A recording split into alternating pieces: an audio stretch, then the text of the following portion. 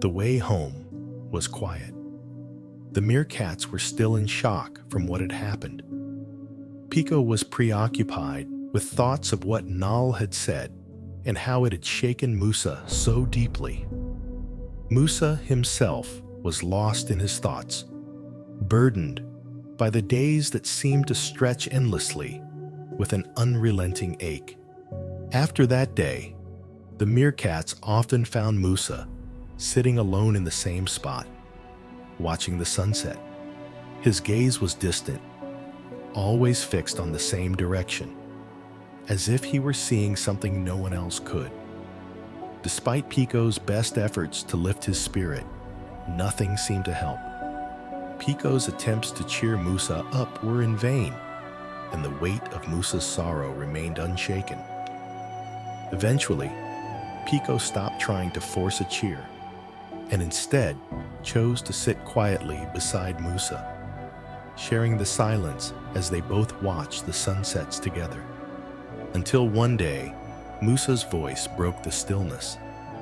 His eyes were fixed on the horizon, focused on the same direction. Behind that mountain lies another one, and beyond that, another one. And after that, there's a river. On the other side of that river once was my home. Piko listened intently, hanging on every word. There, amidst many other prides, lived mine, the Royal Crest Pride. Royal Crest Pride? That's... Piko gasped, his eyes wide. Yes, royal. Nala was speaking the truth. Only a few prides hold the royal name, and I was part of one. My mother was a queen, my father a king. I had a brother named Saber. Our pride was one of the oldest, strongest, and largest in the area, uniting many other prides, like the Nightfall Pride you saw. It was just one of many. Piko's mouth fell open in amazement. I was born different, weaker. My white fur set me apart from everyone around me and made my daily tasks harder than usual. For my brother Saber, it was different. He was born like all the others, and on top of that, he was strong and big. He was an exceptionally successful hunter, while I wasn't. I failed almost every hunt because I couldn't blend in with my unusual appearance. Despite trying my best, it put a lot of pressure on me because I was meant to be the new king of our pride. the king? Piko's eyes widened with awe. Yes, Musa confirmed, his voice cracking with emotion. but my pride and the other prides didn't see me as a worthy king. They preferred Saber from the beginning. My parents hid this from me all that time. But days before my coronation, I accidentally overheard my father and his advisor discussing the matter. I heard everything they said, and I expected my father to support me, but he didn't. He decided Saber would be named the new king instead of me. And even though they betrayed me, not a single day goes by without thinking of them, especially my mother. I miss her so much. She was always there for me during the hardest times. I trusted her with everything. She was the only one who truly saw me for who I am, and she was so proud of me. And yet, she betrayed me. She kept the truth from me, and I never imagined she could do that. It's this betrayal that hurts the most. Musa's eyes glistened with unshed tears. I felt such fury at my father and my pride, and the humiliation was unbearable. I ran away without looking back. My eyes were filled with pain and my heart was shattered. I kept running, desperate to escape the betrayal and the weight of my own unfulfilled destiny. The pain of rejection and abandonment was more than I could bear.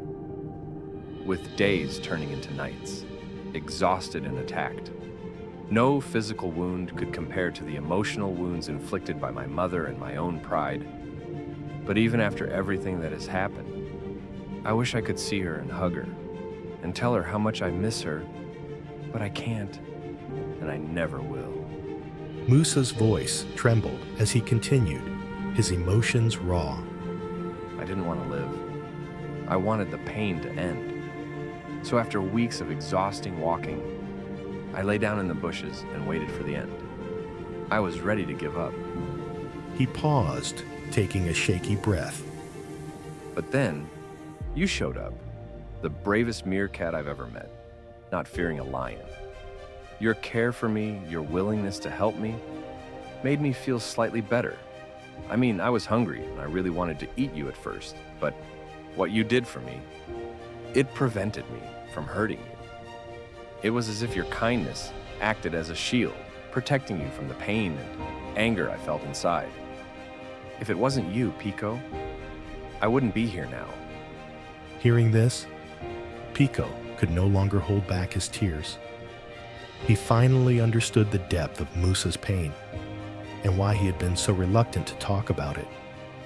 Overcome with empathy, Piko hugged Musa's leg and cried uncontrollably, as if the pain Musa had endured was his own. Through his sobs, Piko choked out, It's not true! You're the bravest and strongest lion in the world! You are the true king! Your white fur is so beautiful! I wish I had white fur so I could be as beautiful as you! And those blue eyes of yours! No one else has eyes like yours! You look like the royal lion itself! You don't need a title to prove it! You're perfect! I'm sure your family regrets what they did to you and wishes they had never mistrusted you.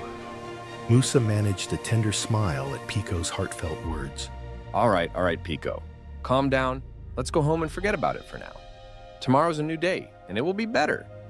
Piko nodded, wiping his tears, and together they made their way home, finding comfort in each other's presence as they returned to their familiar surroundings. The next day, Musa woke Piko early and invited him to climb a high hill for a breathtaking view. Piko, brimming with excitement, eagerly accepted. They set off together, with Musa maintaining a measured pace to ensure Piko wouldn't tire too quickly. As they ascended, Musa shared more about his past, and Piko listened intently, their conversation flowing naturally as they exchanged stories. The journey was engaging, and before long, they reached the summit.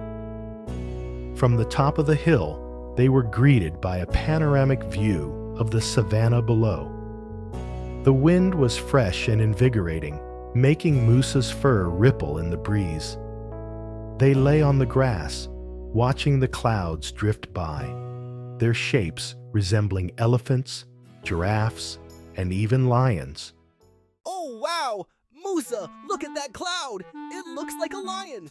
I think it resembles you! White and beautiful, don't you think? Musa chuckled and replied, Oh yes, you're right.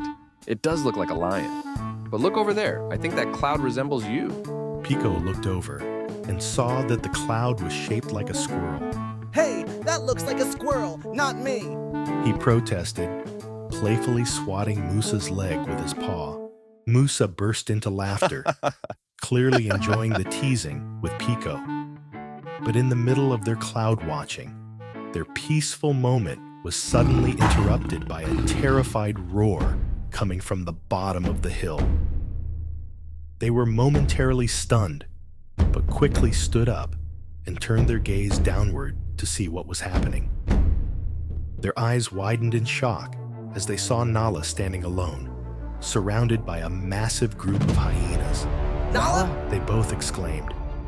The unexpected sight made them freeze for a moment, their hearts racing with fear.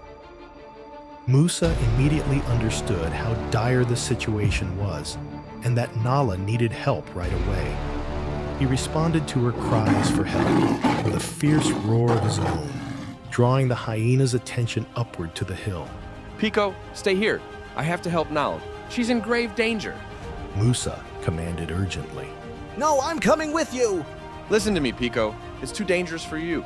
You can't come with me. I don't care! I won't let you go alone! I know what to do, so don't worry about me! Musa, fearing for Piko's safety, but seeing his unwavering resolve, reluctantly agreed. Piko swiftly leaped onto Musa's back, and with a powerful surge, Musa charged down the hill, racing to Nala's aid.